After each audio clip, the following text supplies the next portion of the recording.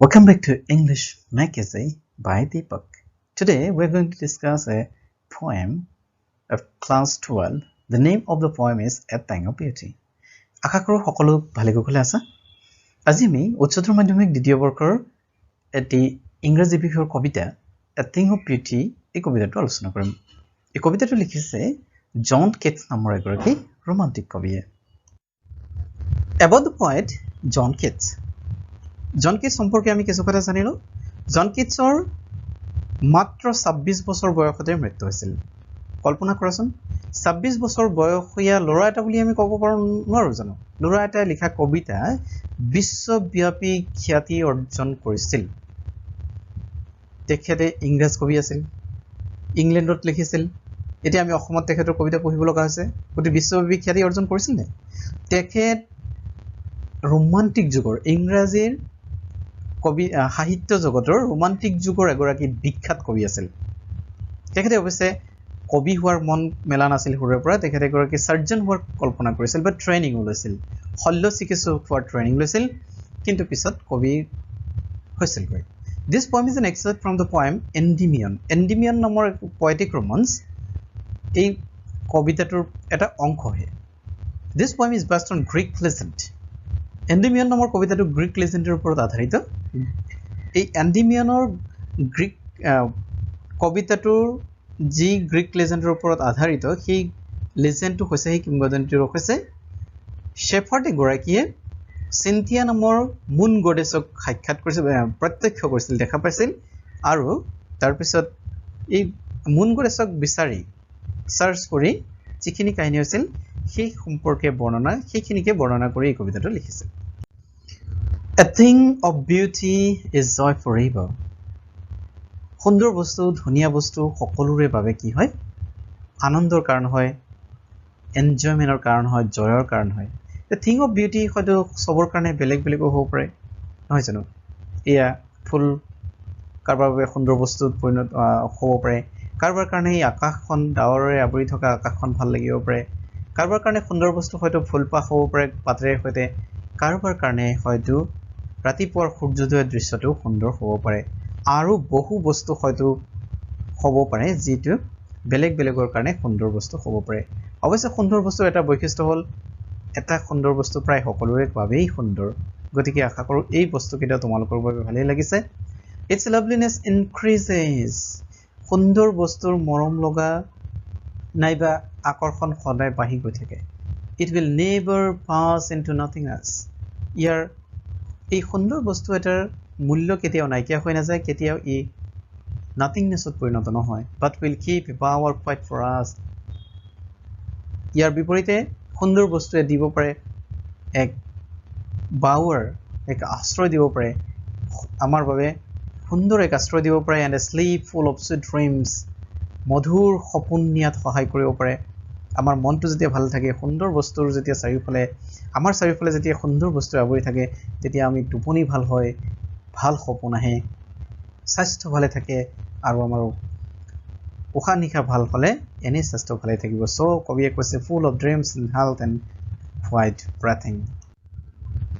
Therefore we on every morrow we are breathing. আৰু সেইবাবে এই সুন্দৰ বস্তু পৃথিৱীত থকা বাবেই আমি পৃথিৱীৰ যি বান্ধোন, পৃথিৱীত কি হয় প্ৰকৃতিৰ, পৃথিৱীত যিমান বস্তু আছে প্ৰকৃতিৰ সকলো এক মালাৰ দৰে এটা বস্তুৰ লগত আন এটা বস্তুৰ সুসম্পৰ্ক আছে। এই সুসম্পৰ্ক বজাই ৰাখিবৰ বাবে আমিও পৃথিৱীৰ লগত এক ফুলৰ এটা মালাত যেনেকৈ ফুলবিলাকৰ সম্পৰ্ক থাকে, ঠিক তেনেকৈ এক ফ্লাৱাৰী বেণ্ড আমিও প্ৰকৃতিৰ বস্তুবিলাকৰ লগত নিজে গঢ়ি তোলো। Flowery band to bind us to the earth. পৃথিৱীৰ লগত বান্ধোনত বান্ধ খাবৰ বাবে। Spite of despondence of the inhuman dirt. নিৰাশা নাইবা নিৰানন্দ বস্তু থকা সত্ত্বেও পৃথিৱীখন সুন্দৰ বস্তুৰে ভৰপূৰ। তথাপিও কিছু নিৰাশাজনক বস্তু পৃথিৱীত নথকা নহয়, আৰু এই নিৰাশাৰ বস্তু থকা সত্ত্বেও spite of despondence of inhuman dirt. Despondence মানে হৈছে loss of hope, আশা শূন্যতা। Dearth of noble nature মানে হৈছে lack of noble people. কবিয়ে কৈছে যে কিছু আশা শূন্যতা নাইবা কিছু এনে কেতিয়াবা লাগে যে পৃথিৱীত হয়তো নবল নেচাৰ নবল পিপলৰ অভাৱ ঘটিছে তেনে লাগে of the gloomy days of all the unhealthy and overdone ways made for searching নাইবা আমাৰ দৈনন্দিন জীৱনত আমি জীয়াই থাকিবৰ বাবে যিবিলাক কাম কৰিব লগা হয় সেই কামবিলাকত কেতিয়াবা হয়তো অনাকাংক্ষিত কিছু কামো যে কৰি পেলাও কেতিয়াবা কৰা হয় এই গোটেই নিৰাশাজনক কথাখিনি কবিয়ে ইয়াত উল্লেখ কৰিছে আৰু কৈছে যে in spite of all এই নিৰাশা বা নিৰানন্দ দিয়া সকলো বস্তু থকা সত্ত্বেও some shapes of beauty moves away the fall কিছু সুন্দৰৰ ৰূপে আমাক কি কৰে some shape of beauty সুন্দৰ বস্তুবিলাকে moves away the fall মানে হৈছে নিৰাশাৰ এই নিৰাশা নিৰানন্দৰ বস্তুবিলাকক গোটেই নিৰাশা নিৰানন্দক আঁতৰাই পেলাই from our dark spirit আমাৰ dark spiritor পৰা আমাৰ মনৰ পৰা such the sun এই সুন্দৰ বা ধুনীয়া বস্তুবিলাক কি কি তাৰে কবিয়ে কেইটামান উদাহৰণ দি কৈছে the sun the moon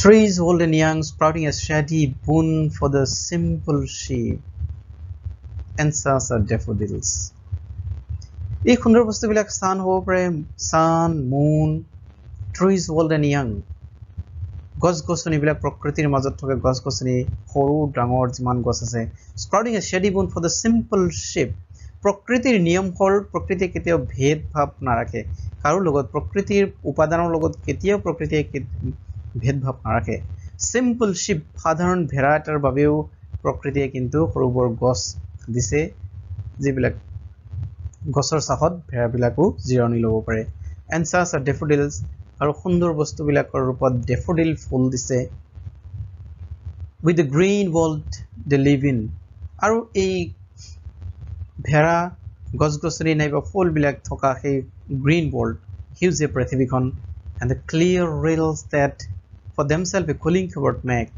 নাইবা পাহাৰৰ মাজত কুলু কুলু শব্দৰে বৈ অহা সেই পানীৰ শীতল পানীৰ জুৰিটো যিবিলাকে নিজৰ বাবে এক শীতল আশ্ৰয় সৃষ্টি কৰি লয় against the hot season এই গৰম সিজনৰ বিপৰীতে তেওঁলোকে নিজৰ বাবে নিজে এক shady বনাকে cooling cover সৃষ্টি কৰি লয় the mid forest break rich with the sparkling fair of musk rose blooms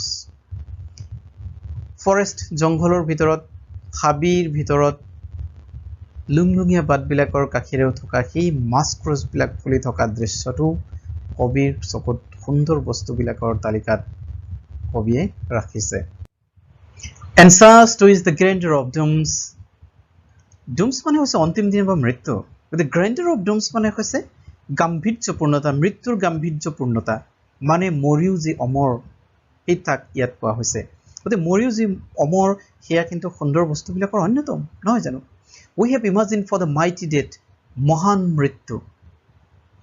মৃত্যু মহান যেনে ভূপেন হাজৰিকা তেখেতে গীতত কৈছিল কত জোৱানৰ মৃত্যু হল তেনে মৃতক নহলো মই কিয় চোৱাচোন মহান মৃত্যু সকলোৱে কামনা কৰে ভূপেন হাজৰিকাও তেনে কামনা কৰিছিল তেনে মহান মৃত্যু কিন্তু সুন্দৰ বস্তুবিলাকৰ অন্যতম all lovely tales that we have heard or read আমি শুনা বা পঢ়া সকলো ধুনীয়া গল্পও কাহিনীও সুন্দৰ বস্তুবিলাকৰ ভিতৰতেই an endless fountain of immortal rain pouring unto us from the heaven spring fountain তোমালোকৰ হয়তো পৰিচিত বস্তু এটা পানীৰ ফাউন্টেন ইয়াত কিন্তু ইয়াত যি কবিয়ে ফাউন্টেনৰ কথা কৈছে immortal rain এই immortal rainটো হৈছে সৰগৰ পৰা পৃথিৱীৰ চুকে কোণে থকা মানৱ জাতিৰ বাবে আশীৰ্বাদ স্বৰূপ সুন্দৰ বস্তুবিলাক যিবিলাক বস্তু সৰগৰ পৰা আশীৰ্বাদ স্বৰূপে ফাউন্টেনৰ ৰূপত আহি আমাৰ পৃথিৱীত পৰিছেহি যিবিলাক বস্তুৰ কাৰণেই সেই ভাল বস্তুবিলাকৰ